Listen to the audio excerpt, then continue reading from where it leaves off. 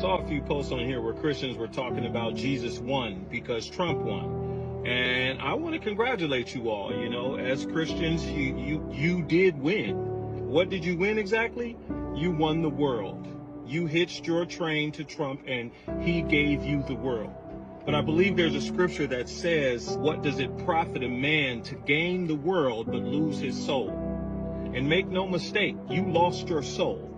You lost your soul partnering with someone who is as evil and despicable as they come. Not only did you lose your soul, you lost your witness. You lost your ability to witness, which is a major part of you being a Christian. You have to be able to witness to others. Others ain't listening to you now because there are people that are not in church who can see evil better than you who are in church. So even Jesus himself said, salt that loses its saltiness no longer serves a purpose. So a Christian who loses their testimony and their witness as a Christian, what is your purpose? So it reminds me of when the devil was tempting Jesus and the devil said, hey, I will give you the whole world if you would but bow down to me.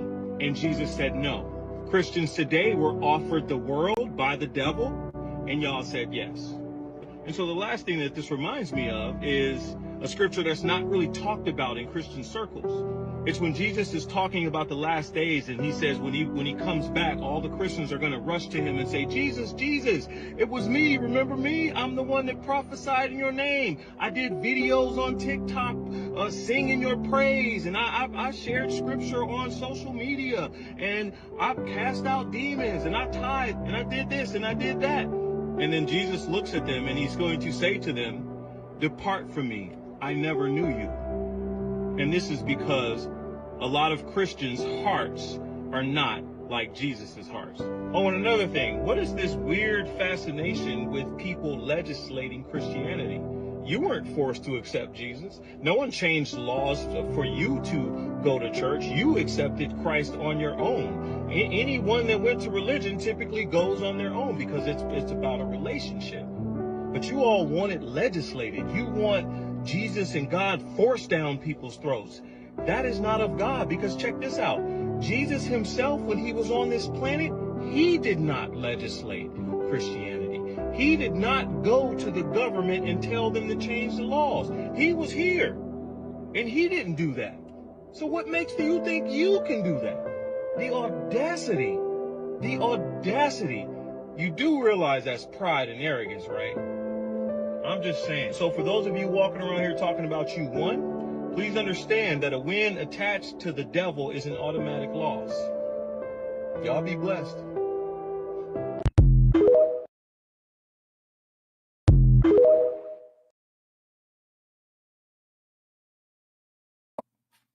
Welcome back to Let It Be Known. Joining us today is one of the most prominent and enduring voices in the fight for civil rights.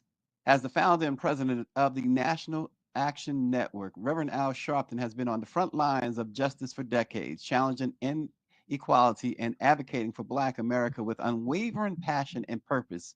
Today, we are diving deep into the critical challenges facing the civil rights movement under the newly elected Trump administration. Reverend Sharpton has already spoken out about Trump's troubling lack of diversity in his proposed cabinet, a glaring signal of what may lie ahead for marginalized communities with issues like free speech, the right to march freely, and other civil liberties potentially under threat. We are honored to have Reverend Sharpton here to break it all down and help us navigate what the future holds for civil rights in this pivotal moment in American history. The man who really needs no introduction. Welcome, Reverend Al Sharpton.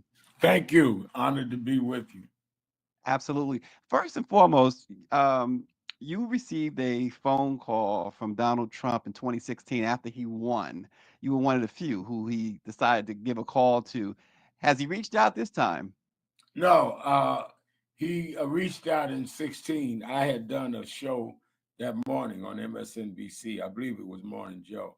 And they were still in shock that he had beat Hillary Clinton.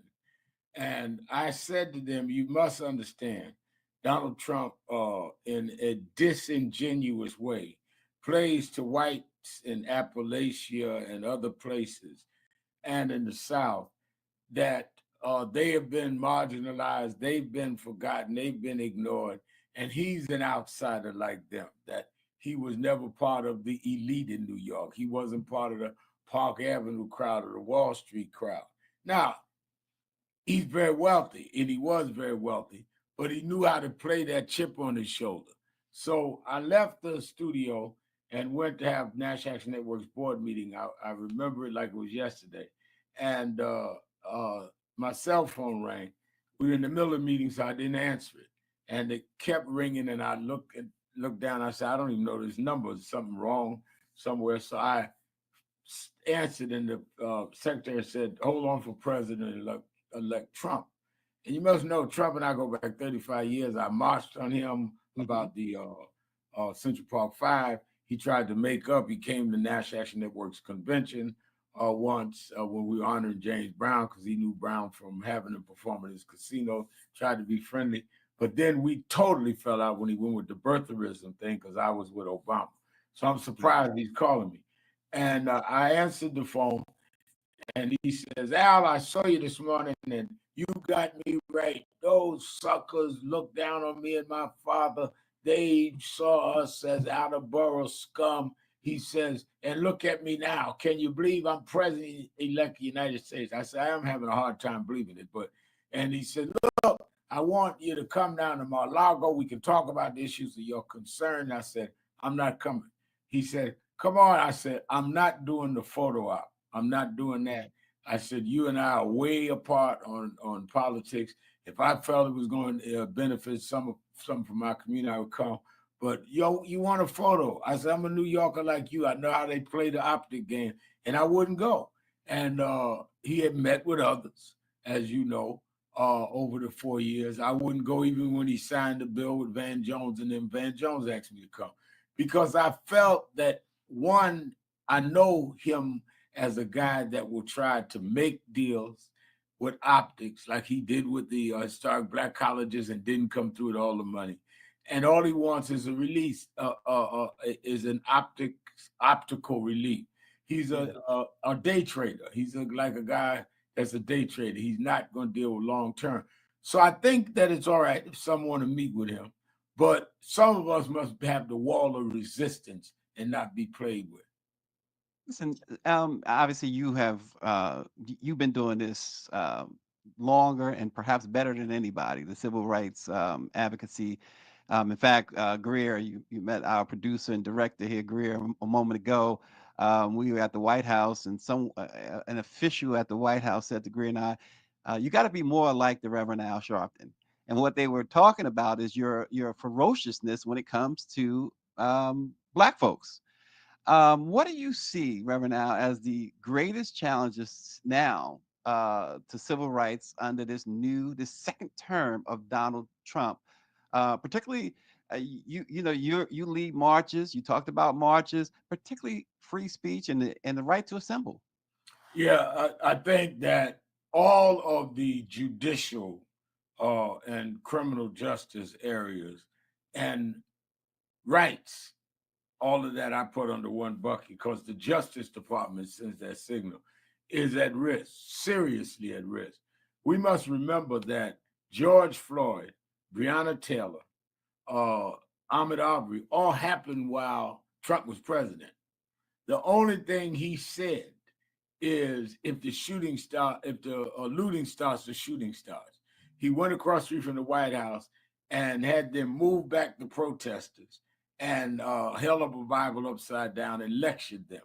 Here's a man that has no empathy at all for people that are raising concerns. And there's going to be incidents that happen these 4 years. He never said a word for George Floyd, never said a word for Ahmaud Arbery. And I was directly involved in all of them. I preached George Floyd's funerals. I was very much involved in Breonna Taylor and Ahmaud Arbery's case when it went to court. So I know the families would have told me he never even reached out.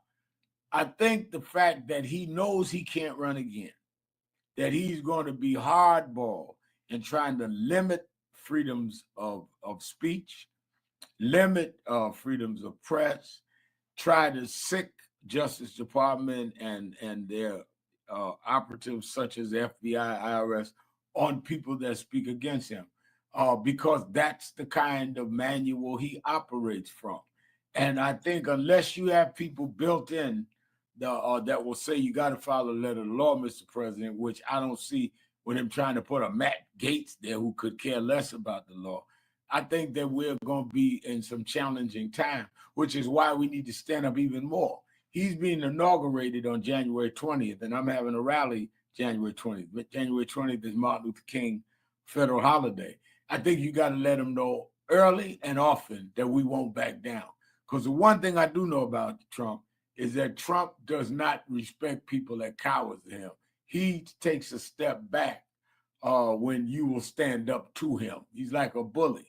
Because you'll notice in the last few years, when he was president and after, he still finds a way to tweet and attack me. He's not attacking any other civil rights leader because I'll stand up to him. He cracked just a couple of months ago. What are they going to change the name Fort Bragg? Because there are people want to take Bragg's name down because he was a racist. What are they going to change it to Fort Al Sharpton? Kamala Harris was running against it, but it's in his head. And we need to stay in his head and let him know we're not backing down. That's one. Second, with the midterm elections coming in just a year and a half away, the only way the Democrats will regain the House and Hakeem Jeffries becomes the speaker is if we're standing up fighting Trump. Otherwise, they're going to maintain the House and the Senate. So if the Democrats have any sense, they better stand up and fight back, knowing he's going to fight us. But time is on your side, because just like they swept in the midterms when he was there before, they can do it again. Now, you see people like Byron Donalds and Tim Scott.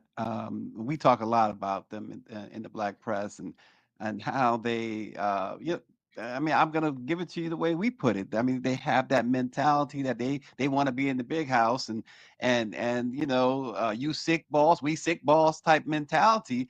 When you see that coming from where you have come from, fighting for what you have fought for all your life.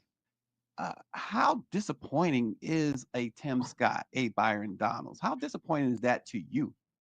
It is not only disappointing, it's humiliating.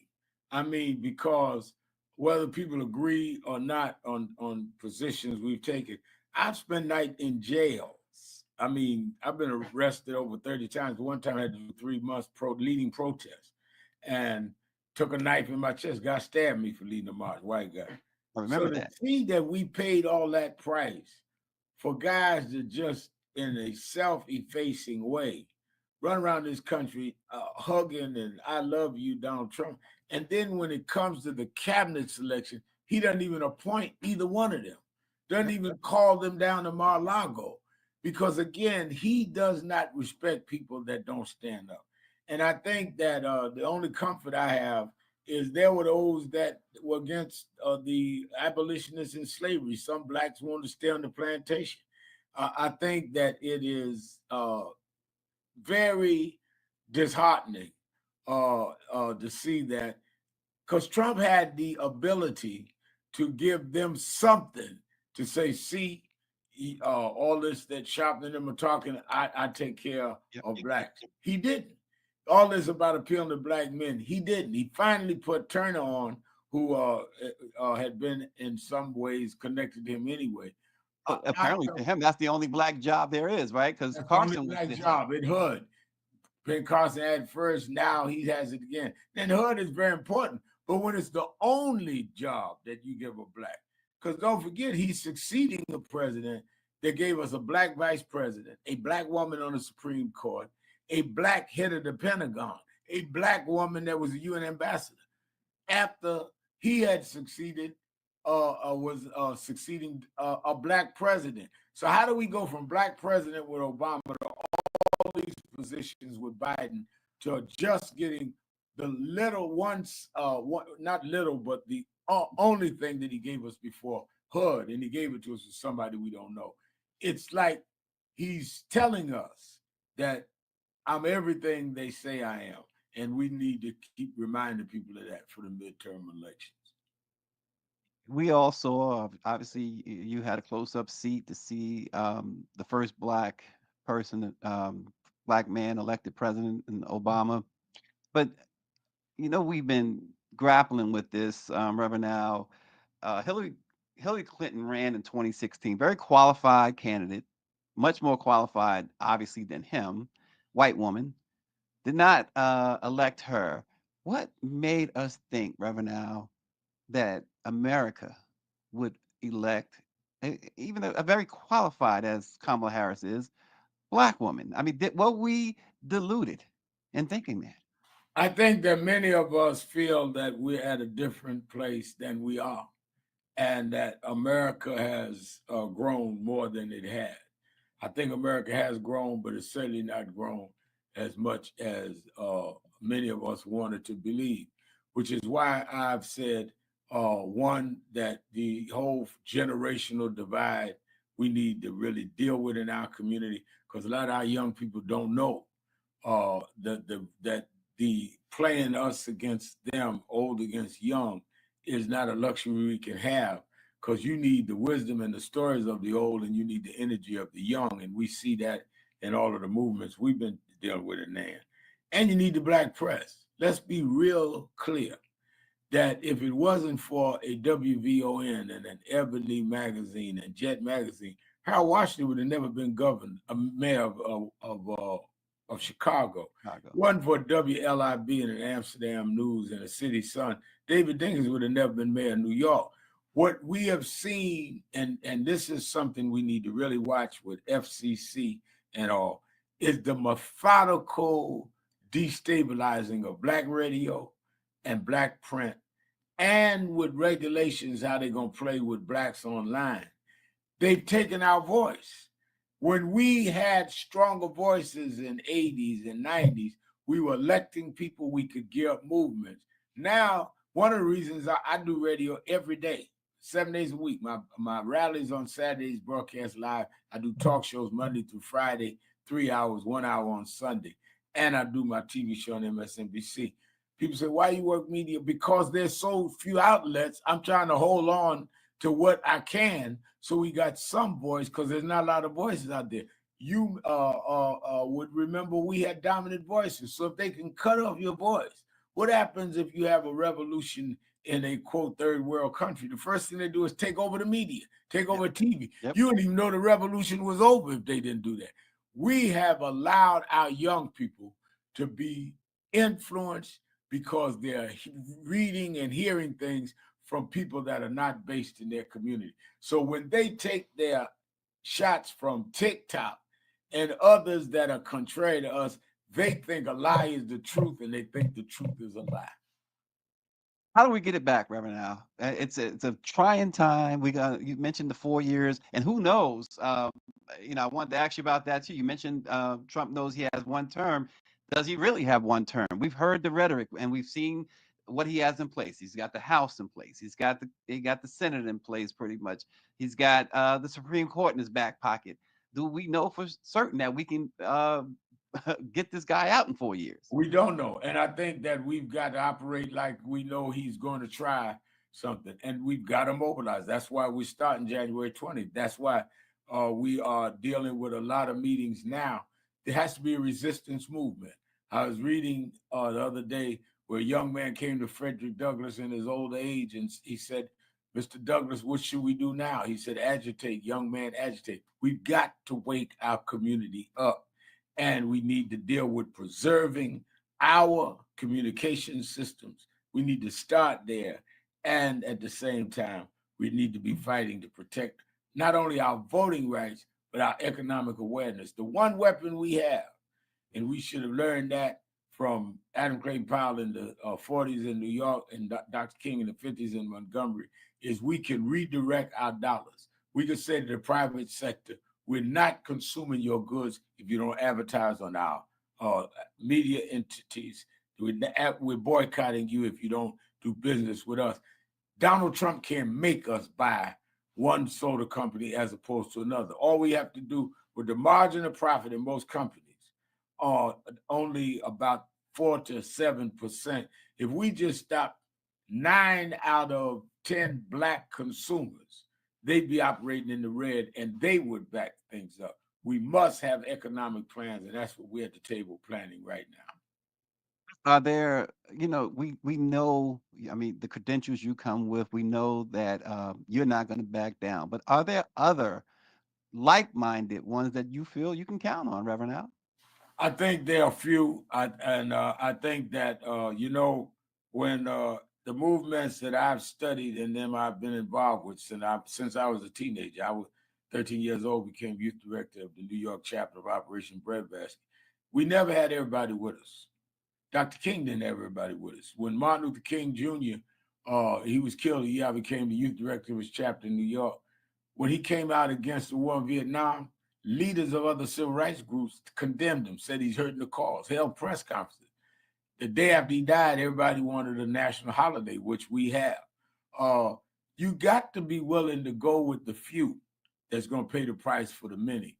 But when I look back at the fact that I've been in this almost 60 years on the front line, even before I was well known, I'm not going to go to my grave saying I fought long and just gave up. I'm going to keep going, and the allies that we have, we're just going to take a little and make a lot happen.